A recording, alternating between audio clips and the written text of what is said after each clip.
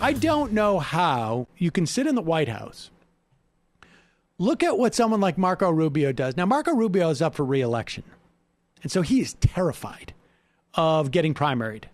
And so, but he also is trying to project that he's a normal human being. And a normal human being would react to the president of the United States mounting an insurrection that may have led to the murder of your colleagues, one where you had to literally be offered a normal human being would go like, yeah, he should probably, I'm not going to send him to jail. I'm not going to have him pay a fine. I'm not going to make him wear a scarlet, letter. He's already been impeached. But maybe this is not the guy that we want to be eligible to run for president again, or we want to send a signal to future presidents. Hey, the whole thing where you rile up a crowd to come in and hang the vice president, not a good idea. Here he is on Sunday trying to walk this tightrope of not alienating Donald Trump and the lunatics in the Republican Party, but also trying to pretend like he's a normal human being.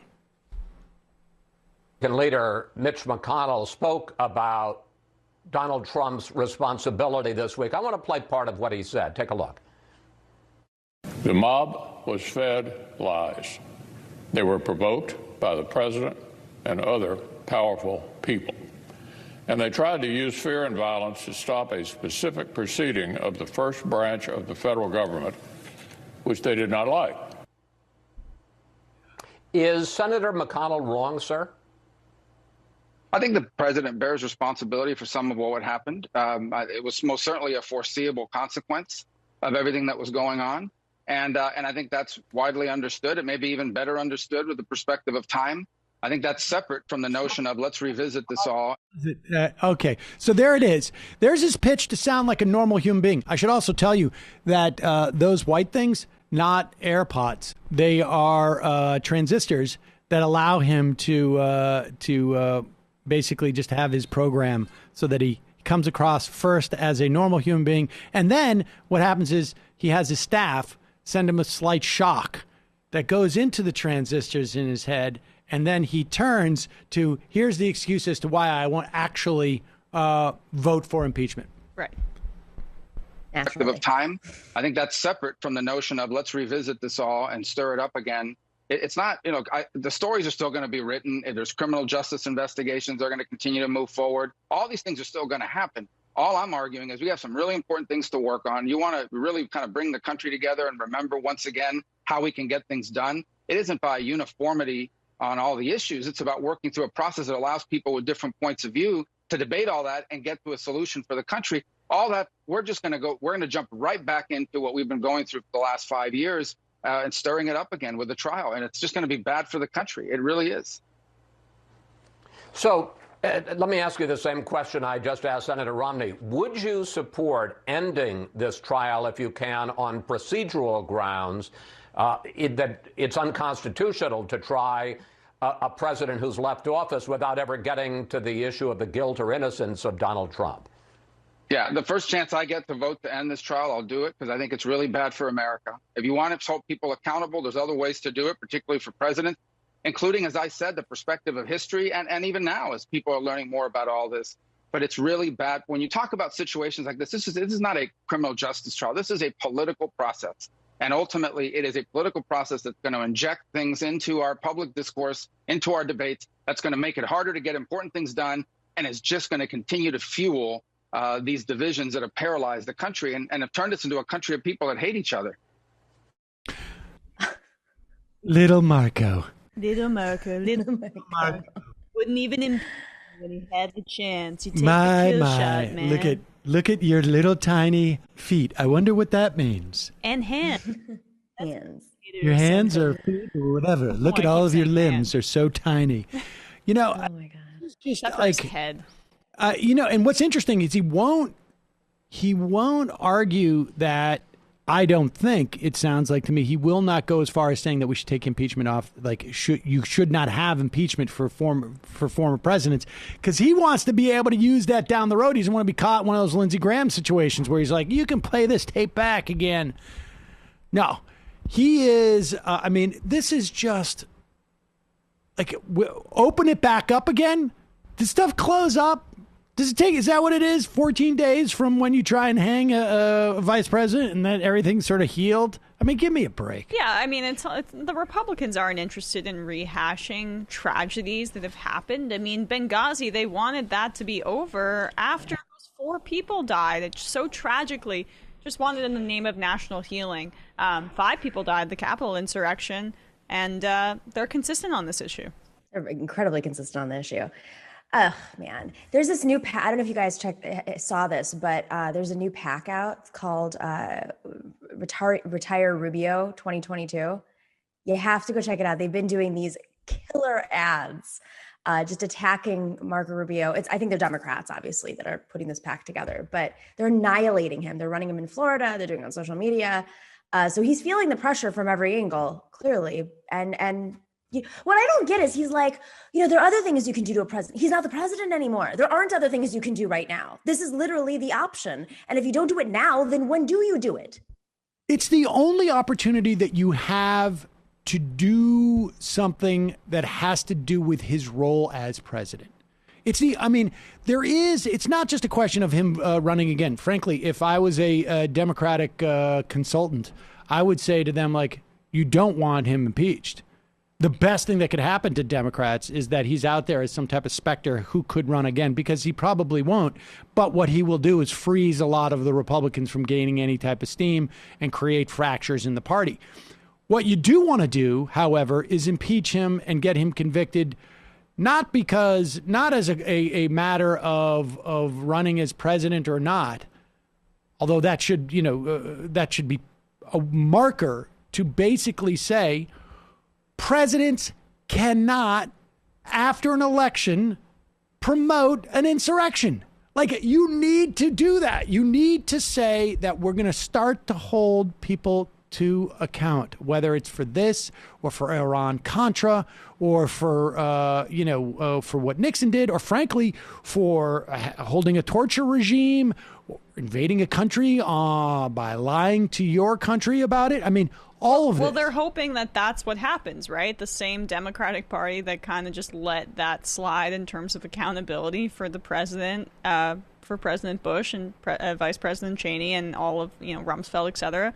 They're hoping it's the same thing. But the difference is that these senators, these Democrats, these congresspeople, their lives were on the line this time around. Exactly. Yeah. And so they're not going to be as forgiving this time around, and because Trump was so offensive to their sensibilities. And when Rubio talks about unity there, he's not talking about, or whatever, the vague sense of healing the country. He's not talking about healing the country. He's talking about healing the Republican Party. They're terrified of exactly what you're saying. What's interesting to me is, I'm sorry. I'm almost done. Creating a civil war and division in the Republican Party, and dividing them electorally going into 2022. Yep. That's what they're terrified of. Yep. My question is, like, if we didn't have the progressives we have today in the House and in the Senate, would the Democrats actually prosecute Donald Trump and not just move on the way that Biden alluded to it? I don't know if the Democrats, this is suddenly a moment for them to think it's gone too far, even though their lives were put at risk, even though the vice president's life was put at risk. I think that's, you don't know, but I think that's very possible. I mean, certainly in the day after on the 6th or the 7th, Pelosi, I think, was saying, like, we're not going to impeach. Right. I mean, I'm not imagining that. And, no. And here's the thing. And it wouldn't have the first time. I know there are people who are cynical about, well, they'll impeach Donald Trump because he's gross, because they don't like him, because, and they wouldn't impeach George Bush. Perfectly legitimate critique in terms of the hypocrisy. But if you are actually genuinely interested in holding to account the next George Bush, you need to impeach Donald Trump, and you need to convict Donald Trump because he's the low-hanging fruit. 100%. You're not going to, I mean, let's reverse this. Let's imagine that in 2005, 2009, Donald Trump was president and was impeached. And now we're at 5 years out from 9/11, and we had a president who lied to the country, started a torture regime, and got us into a war. What are the chances better that we're going to impeach George Bush if he follows Donald Trump's impeachment or precedes it? I mean, the bottom line is, if you want to hold presidents to account, you need to do it when it's the low-hanging fruit if you hope to get to the higher-hanging fruit. And the reason going after Donald Trump is because the Democratic Party has evolved, and that should be something that is it's both is praised too. Yeah, it's that too. It's that what you're saying, and also the Democratic Party. It's gotten a little bit better right now. It's a little bit better than it was then. So that's something that I know a little bit, but also like if we didn't have the squad, if we didn't have Bernie Sanders and Elizabeth Warren and the few senators that are willing to separate themselves, at least on some issues, maybe not all foreign policy issues. Back then, maybe we'd be in a different place. But, they were part of the Iraq war. Whereas the Democrats, they never showed up on day one saying we're working with Donald Trump. I know that there are deals that the Republicans have had with the Democrats in the last 5 years. I'm not, don't that's not lost on me. But ultimately, he's always been the opposition. Whereas in that moment after 9/11, everybody came together in this moment of healing and started working together and buying into the lies of the Bush administration. So the pressure on the Democrats to impeach was not what it is today internally, if that makes sense. Yeah, I mean, I agree, I think there's a lot of different ways of assessing that. We could spend hours on assessing. After 9/11, there was I'm not sure I would characterize it as unity as much as I would intimidation, and a fear that was going on, and a certain amount of cowardice on behalf of the vast majority. Nancy Pelosi. Not just Nancy Pelosi. I mean, Barbara Lee, that's it. Yeah, honestly, huge swaths of the country. But my point is, I guess, is to say why this impeachment is important is you need to, you absolutely need to impeach the low-hanging fruit if you hope to hold to account future presidents who may do something more along the lines of what a George Bush did. And I mean, in my mind, starting a torture regime, lying a country into war and having hundreds of thousands of people killed in the most conservative of estimates, and millions of refugees, that's low-hanging fruit to impeach somebody as far as I'm concerned. But whatever, I'm saying even based upon the average person's perspective, this is the low-hanging fruit. If an insurrection in the Capitol, 2 weeks earlier, does not get you to impeach, you can forget the idea of holding any president to account for anything.